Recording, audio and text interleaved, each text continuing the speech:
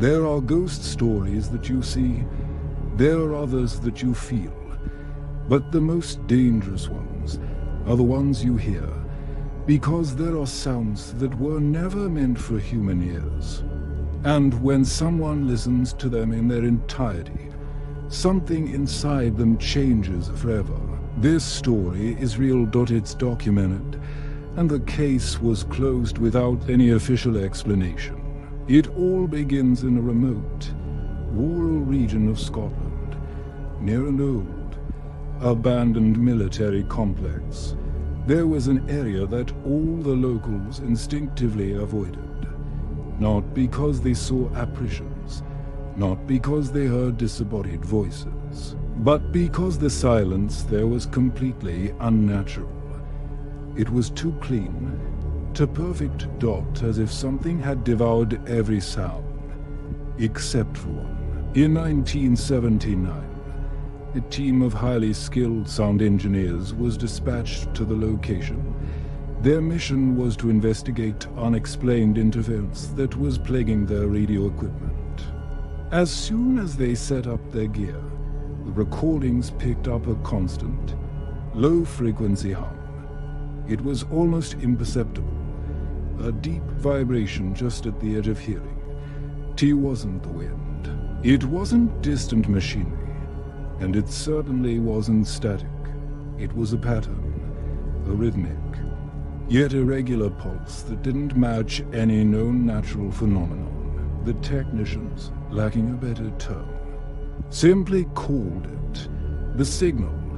After spending several hours exposed to this strange sound, some of the team members began to experience unsettling symptoms, intense, throbbing headaches, a profound sense of disorientation. Waves of nausea that came and went without reason. But the most disturbing effect was something else entirely. They all reported the exact same sensation, the feeling that the sound wasn't coming from outside, from the landscape around them, but from somewhere incredibly close. As if the very air was vibrating only in their immediate vicinity. A bubble of sound that followed them wherever they went. One of the engineers, a man named Alistair, started to behave erratically. He became obsessed. He insisted the signal wasn't just noise. He claimed it was an incomplete message, a broken piece of a larger communication.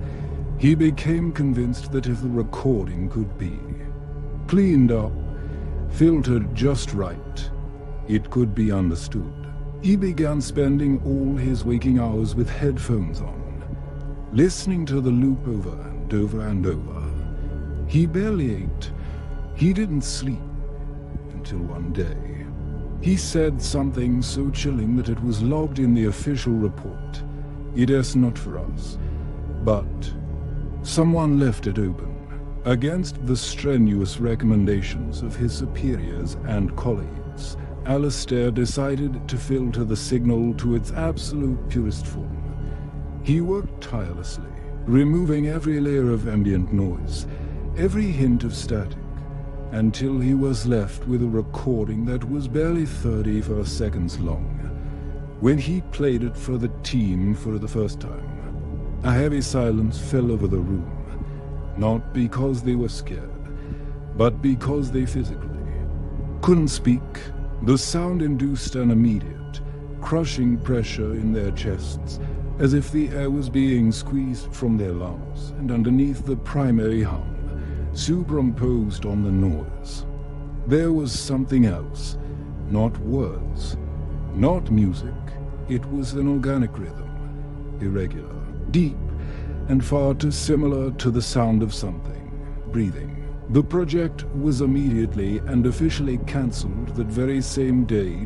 Government authorities arrived on site and confiscated all the recordings, all the notes, every piece of equipment. The entire area was sealed off and restricted. The final report was brief and vague, classifying the entire incident as acoustic interference of unknown origin, a closed case. But they missed one thing. Alistair had made a copy. Weeks later, Alistair's life spiraled into a private nightmare. He began to suffer from severe nighttime episodes, waking up in cold sweats. He told his few remaining friends that the sound had changed, that now he could hear it even in complete silence, not as an external noise coming through his ears, but as an internal vibration, resonating deep within his bones. He stopped sleeping altogether. He cut off contact with his old colleagues, and he started repeating a disturbing phrase to anyone who would listen. If you listen to it completely, you can no longer unsee it.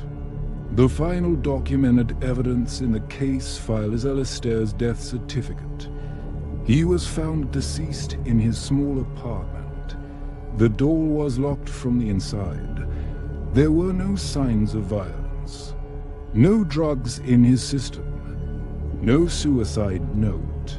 There was only a single tape recorder on his desk, still turned on.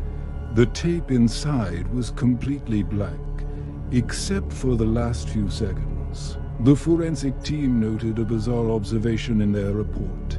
The recording displayed a distinct sound oscillation, even though no microphone had been connected to the device.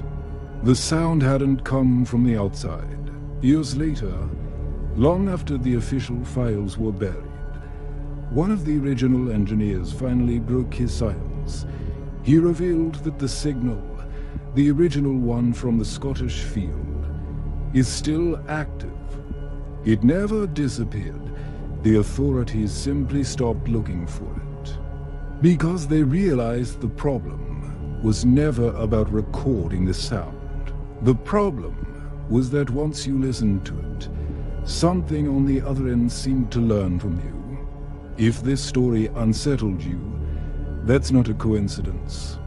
There are some sounds that don't need volume to exist. They only need your attention. Do you think some sounds were created not to be heard, but to be silenced? In our next video, we'll talk about a recording that was never played in its entirety, and the terrifying fate of the person who tried. Good night, and remember, if you ever hear something that you can't identify, don't try to understand it. This was a black tape file.